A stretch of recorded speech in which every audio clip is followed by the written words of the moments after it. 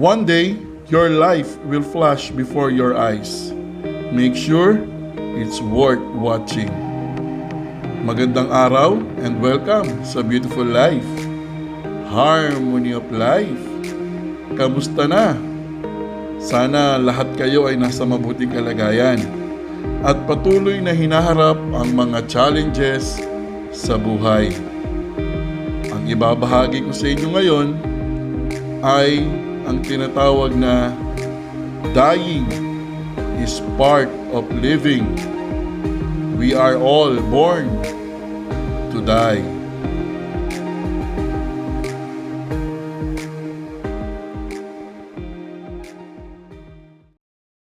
In reality, we are all born to die.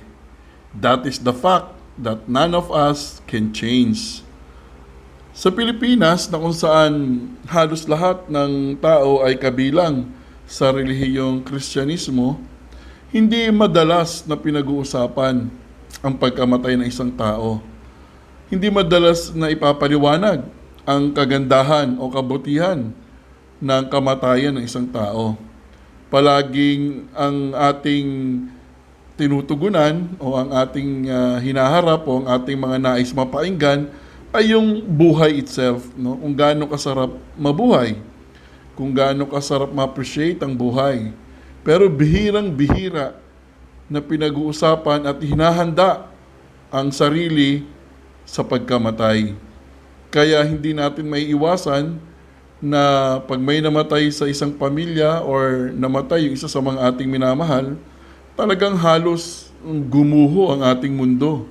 Kasi nga, hindi tayo nakahanda, hindi pinag-uusapan.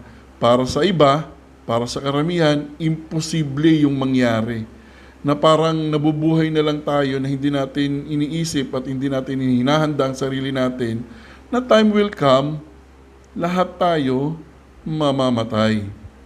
Katulad ng madalas kong sinasabi, dalawa lang ang totoo sa mundo. Tandaan natin, dalawa lang ang totoo sa mundo. Ipinanganak tayo at mamamatay tayo. Yung nasa gitna ng dalawa na yon, choices in our life kung paano magiging successful ang buhay natin sa mundo. So tara, pag-usapan na natin. At ibabahagi ko sa inyo yung mga nabasa ko lang din, mga pananaw, mga opinion, na sa tingin ko naman ay worth na ibahagi sa inyo. What does that mean to you? Ano nga ba ang pagkakaunawa at pagkakaintindi mo sa salitang kamatayan? Bakit masyadong masakit para sa tao pag may namatay na sobrang mahal mo or special person or part ng family? Why is it painful when someone dear to you died? Why do most of us have fear of dying? Maraming mga tao ang takot or natatakot na harapin ang kamatayan. Ito yung mga ilang tanong na kung saan ay medyo patuloy na hindi nagkakaroon ng maayos na pagtugon. Hindi nabibigyan ng konting paliwanag. Hindi nabibigyan ng kaunting kaalaman yung ibang tao. Kaya patuloy na hindi pinag-uusapan ang salitang kamatayan. Death is part of life. We understand that dying is inevitable. Hindi natin may iwasan yan. Wala kang magagawa. Ito yung tinatawag na pag oras mo na, oras mo na. Wala kang magagawa. Kahit gaano ka pa kayaman, kahit bilyonaryo ka pa, hindi mo kayang bayaran ang buhay para ito ay humaba. Pag oras mo na, oras mo na. But that doesn't make it any easier to accept. Maraming tao ang hindi pa rin ito matanggap kahit alam naman nilang hindi may iwasan na lahat naman talaga tayo ay mamamatay. Despite the fact that we have all experienced loss, na-experience na natin lahat, halos lahat tayo na-experience na namatayan, no? Part of the family, kaibigan, someone dear to us. The great majority of us experience a fear of death in one way or another. To make matter worse, since society encourages us to avoid talking about death, We have no way of bringing our feelings into the open or finding out what we are feeling is. Pero sa totoo lang, dapat talagang pinag-uusapan. Dapat inihahanda ang bawat miyembro ng pamilya, ang bawat tao. Dapat ito ay isang normal lang na pag-usapan when it comes to end of your life.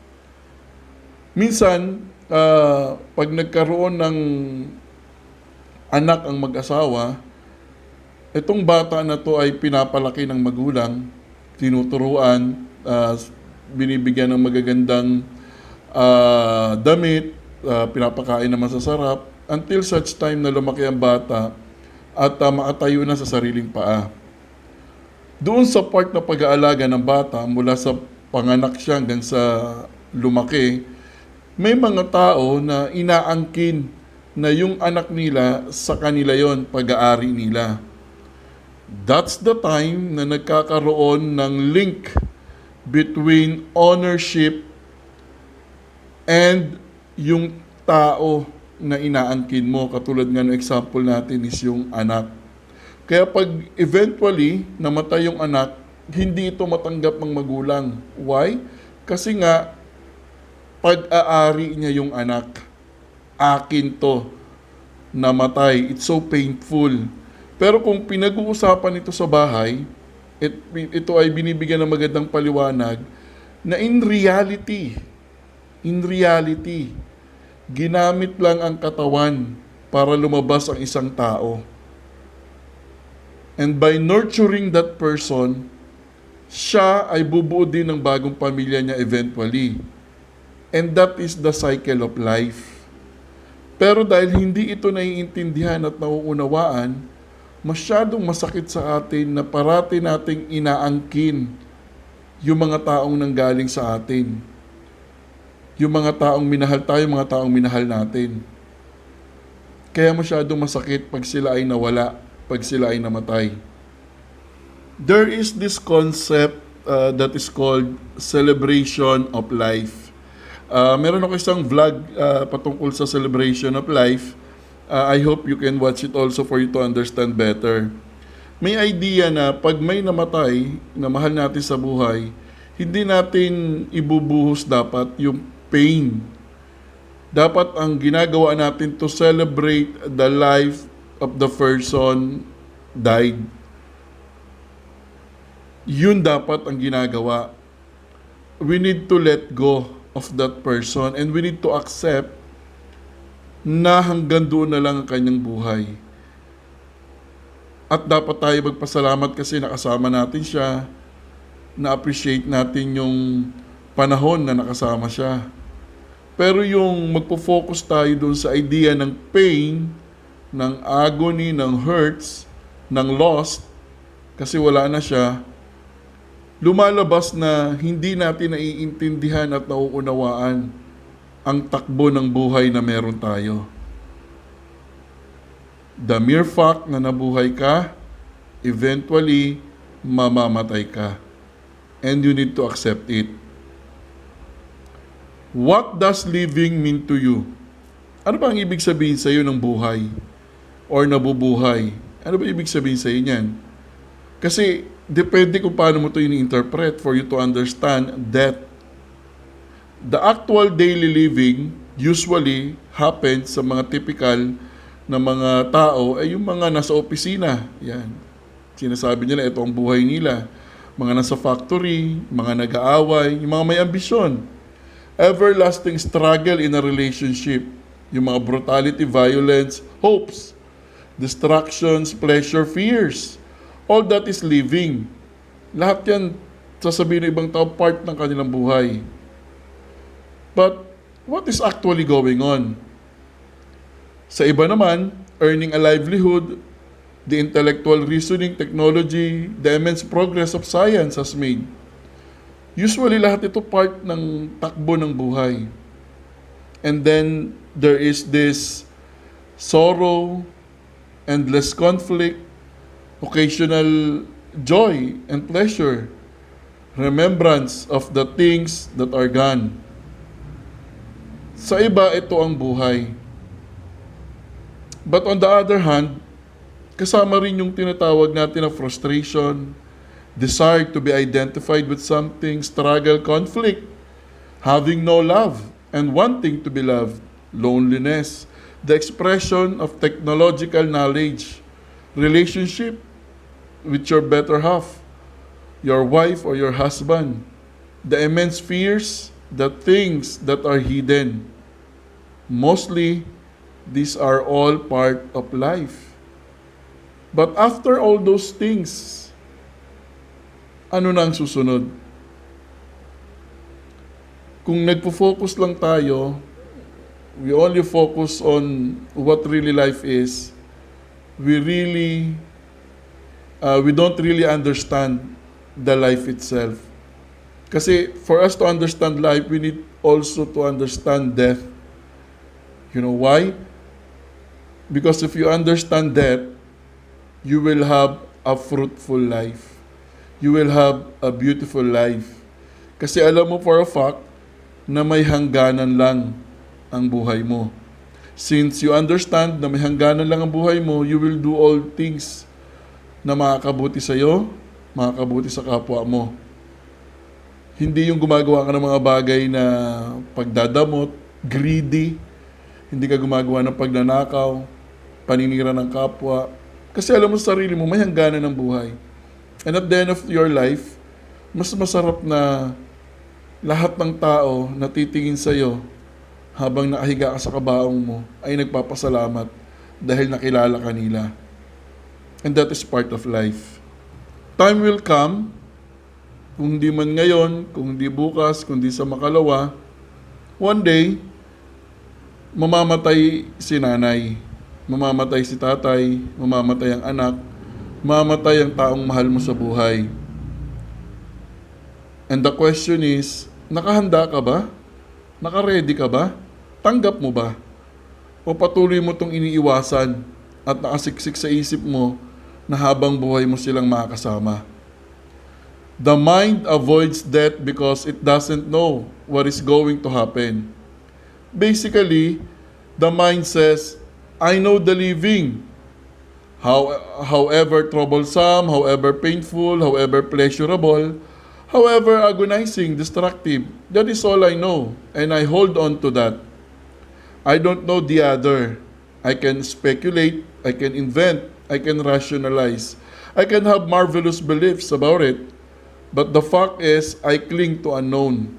Yun ang sinasabi ng isip natin. Yun ang sinasabi ng sarili natin. Kaya ayaw natin pinag-uusapan o ayaw nating alamin kung anong kamatayan. The mind is always seeking security in relationship, in something permanent. The mind is always demanding it, and that security is within the field of the known. The known is being knowledge, experience, memory. So, yung pagkatao natin, tayo mismo, yung pag-iisip natin, nandoon tayo sa idea na takot tayo mag-isa, na masyado tayong umaasa doon sa mga taong nagmamahal sa atin o minamahal tayo. Hindi natin kayang i-separate yung sarili natin at ihanda yung sarili natin sa panahon na magtatapos na ang buhay natin. So one can say living is a great struggle with occasional flashes of something else. And it is known. And death is the unknown. And so there is a battle between the living, the known, and the death, the unknown. Yung pananaw na kung saan may pagkakaiba ng tingin sa buhay at pagkamatay, ito yung struggle na nangyayari sa ating pag-iisip at sa ating pagkatao. Hindi natin binibigyan ng pagkakataon na unawain na may pagkakapareho at magkasama ang living and death. Because without death, how can you live? And living itself will end in death. So, logically, walang sense kung nakafocus ka lang sa living at hindi mo hinahanda yung sarili mo sa death. Logically, walang sense kung ito ay hindi mo nauunawaan. Ulitin ko, don't focus on living. Try to understand the death. So eventually, Living is known and death is known. And I can assure you, you will have a beautiful life if you understand both the living and the dead.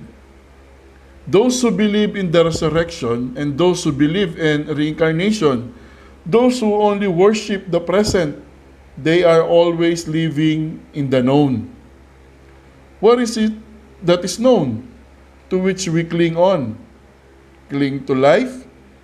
What for? Isipin natin mabuti. Kung ang palagi lang nating tinitignan yung alam natin, then binibigyan natin ng limitation yung buhay na meron tayo.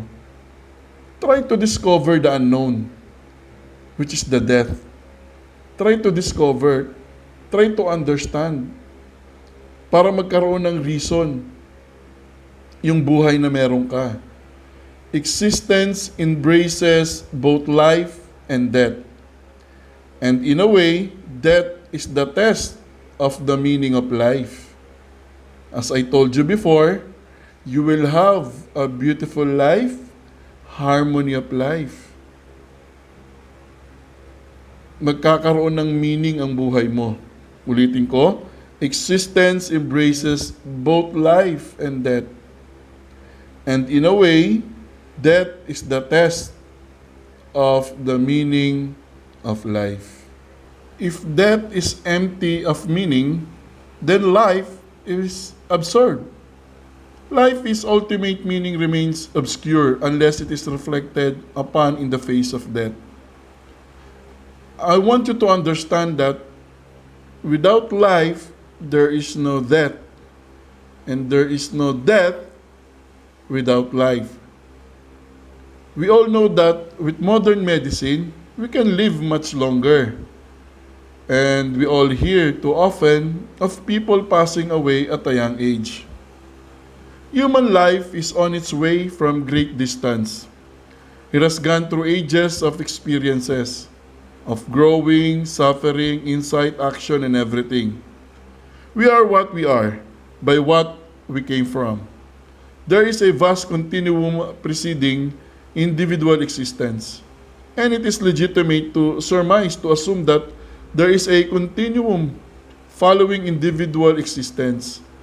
Human living is always being underway, and death is the final destination of life. Mas maganda na naipapaliwanag at nagiging bukas ang isipan natin na maunawaan na ang buhay at kamatayan ay magkasama. Hindi sila pwedeng paghiwalayin. Magkasama sila. Nag-i-exist sila sa atin. Sa mundo na meron tayo ngayon.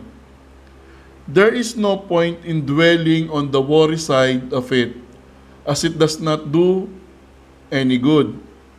Instead, you must embrace life to the full and live every day to its maximum, knowing that death will come your way. Do what you want to do in your life and go to places that you have always dreamed of. Be what you want at all times and be glad for what you have. So at the end of your life, you are satisfied and fulfilled. And that is life. Understanding the reality of life. So the question is, what really happened when we die? Well, in reality again, unfortunately, no one has ever come back to tell us what it's like or what it is like on the other side. Although there is some phenomenon or some story in YouTube or in news na merong mga namatay ng 5 minutes, 4 minutes or something, or tapos nabuhay ulit at sinasabi nila ito yung nakita nila in the afterlife. And that is their story. But in science, in proving that, wala pang ganon, no? So hindi natin alam lahat. I still remember when my mom, no, before my mom died, nagkukwentuhan kami ng mami ko. Sabi ko sa kanya, kasi noon parang ang takot ko ata noon about sa multo, about ghosts, no? Sabi ko, Mami, may multo ba? Ang sagot sa akin ng mami ko, pag ako namatay at nagparamdam ako sa iyo, hinawaan ko yung paa mo, ibig sabihin may multo. So, tumatak sa isip ko yun. But when my mom died, so, hindi naman nangyari yun. Kaya parang pinurob niya lang sa akin na walang multo. But definitely, there is life after death. But yung kwento naman ng multo is another story. Pero yun yung parang idea na wala pa talagang nakakabalik at kayang patunayan kung ano yung meron sa kabilang buhay. We all have to wait to find out, no? For ourselves, kung tayo na yung mamamatay eventually.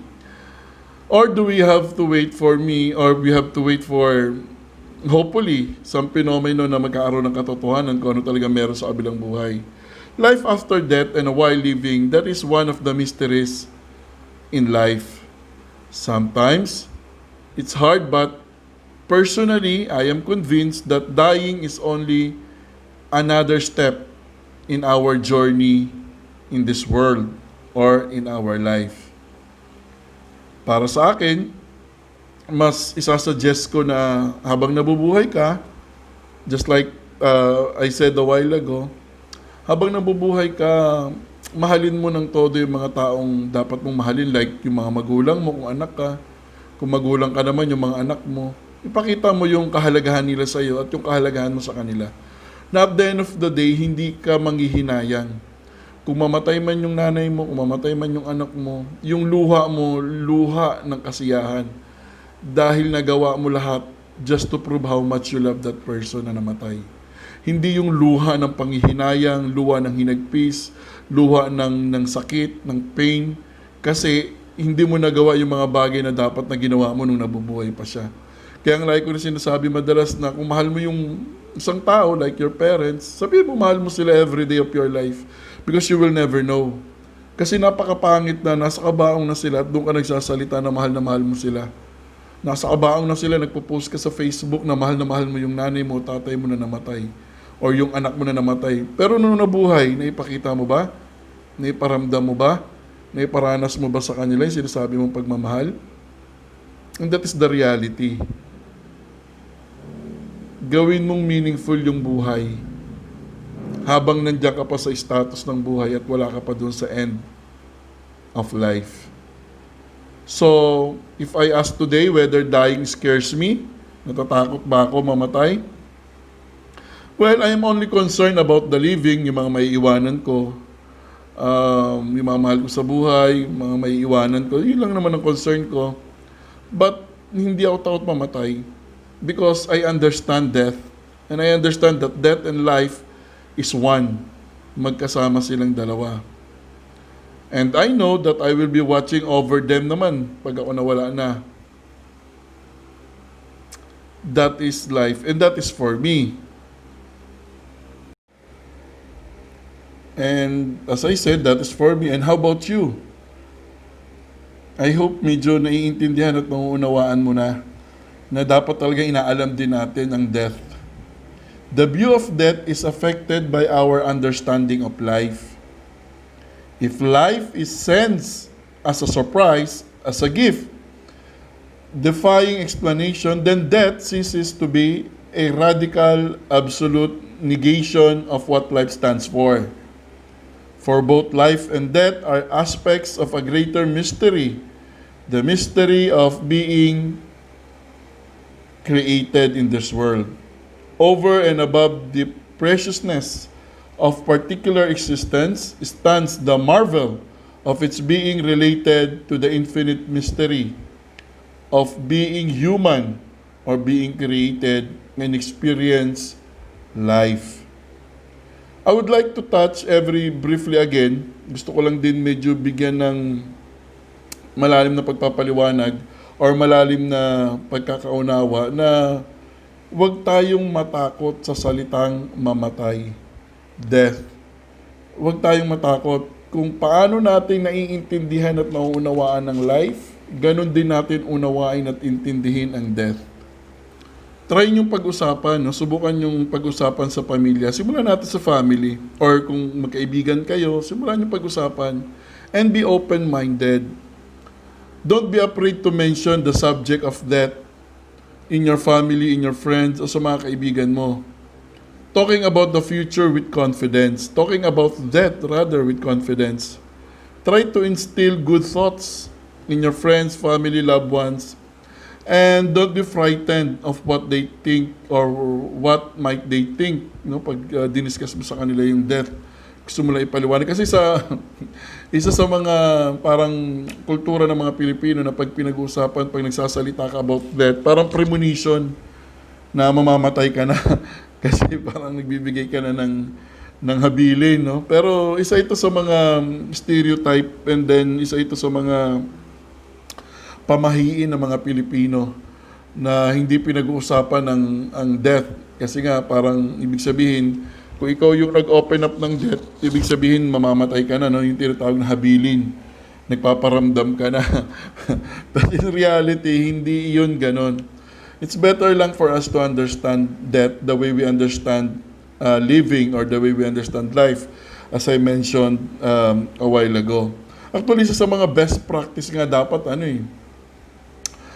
minsan dapat kaya yung pag-usapan sa pamilya kung ano yung gusto mong mangyari pag namatay ka na.